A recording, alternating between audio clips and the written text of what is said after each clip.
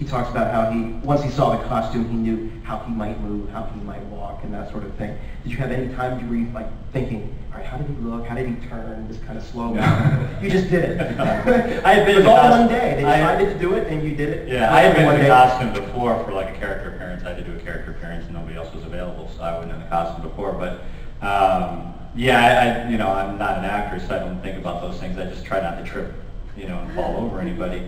And the funny thing was actually we watched the film again. I'm having my hand up like that, and in one shot there's a tube there, and in another shot the tube's not there because it's fallen off between shots, and we didn't bother replacing it. So there's the continuity error there.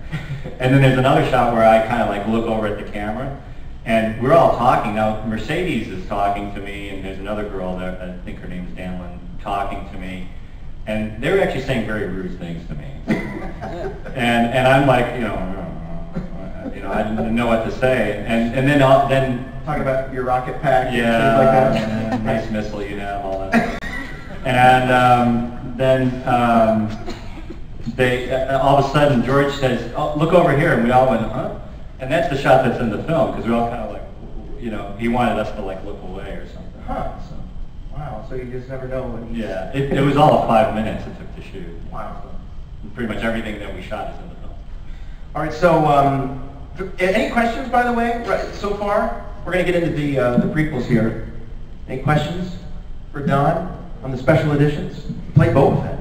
Do you get asked to sign pictures of Boba Fett? Yeah. Yeah. I mean, are you still keeping score, Jim, on all the characters? All the official pics we need to get on the side? Oh, we got the Biff horn player, right? He's a horn player. And then we have Boba Fett, Darth Vader's hand. Do you get like 8x10s of Darth Vader's hand? No? No. Maybe somebody here will be the first this weekend. You could sign the glove of Darth Vader. Yeah, there you go. Right. That's a good question. That's a good point. Sign the glove of Darth Vader. So in '97, you started work on The Phantom Menace. Yeah. And what was your reaction when you found out that C-3PO was going to be a puppet? I thought it was cool because it was nice. It would have been a nice way to see the evolution of it, and that's one of the things I did like about the prequels was seeing that evolution of design. But it was a bit of a challenge because how to do that. Yeah. And Mike Lynch was heading up that. He was the guy that heading up, and he actually ended up puppeteering it for Phantom Menace. And so he came up with a lot of the solutions for that. But I got to design the head. I did the head, and I think he's got a heart mechanism. And Grant Imahara, from MythBusters, actually all the MythBusters I've worked with off and on. Grant did a lot of electronics for the eyes and everything like that. And but it was more of a challenge on how to work. And it was a really, really, really, really, really heavy puppet. Mm-hmm. And it kind of came back to bite us on episode 2 because the puppet is in episode. We originally shot in episode 2, got cut. But Anthony Daniels was actually operating it for episode 2. They wanted me to operate it originally, and then Anthony asked if he could try it. And it's like, thinking about that, I would be, carrying a 100-pound puppet off my waist in the heat of the Tunisian sun. I'm like, yeah, sure, you can.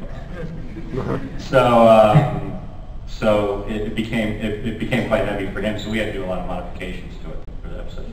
And one of the stories that has become kind of legend as far as the making of Star Wars is that R2 never really worked all that well on the original films. The original films, yeah.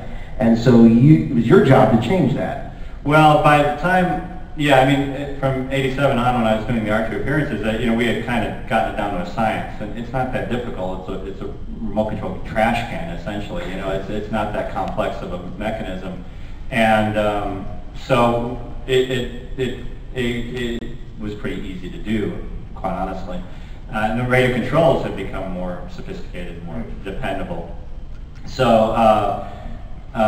What had happened was that the crew in England, and not to disparage anybody there, but they hadn't worked with the thing before, and they got all the R2s, there's 16 R2s, they got all R2 shipped to them for episode 1, and they started trying to modify it to make it work better. So they used the ones that were traveling around and Yeah, the appearances. original ones, yeah. That's what they were going to use for episode Yeah. 1 initially. Yeah, Oh. and they did use a lot of it is those ones, and then but they have up against all sorts of things. George directs R2 like it's an actor, so it's like, okay, well, I want you to run across there, go up the stairs, you know, do it, you know, whatever.